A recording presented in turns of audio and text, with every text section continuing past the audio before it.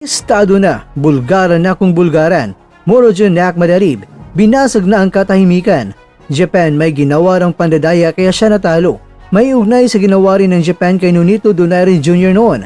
Narito ang buong kwento. Pagbubunyag ng protesta ni Akhmadalib.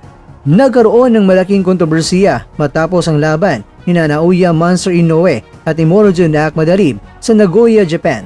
Noong 14 ng Setyembre, sa kanyang pag-uwi sa Uzbekistan, binulabog ni Akhmadalib ang mundo ng boxing nang magprotesta siya at sabing hindi siya binigyan ng sapat na oras para mag-warm up bago ang laban. Ayon sa kanya, inaasahan niya na magkaroon ng 36 minutes na warm up. Ngunit dahil maagang natapos ang semifinal bout, nabigyan lamang umano siya ng 15 to 20 minutes upang maganda.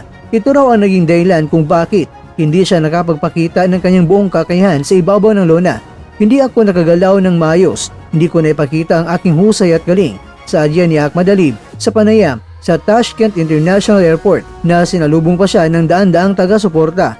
Ngunit, taliwas dito, mabilis naman na naglabas ng pahayag ang Japan Boxing Commission na walang anumang irregularidad sa naging pamamalakad ng laban. Ayon sa JBC, malinaw na sinabi sa rules meeting isang araw bago ang laban na maaring magsimula ang main event ng mas maaga sa orihinal na oras at parehong kampo ay pumayag.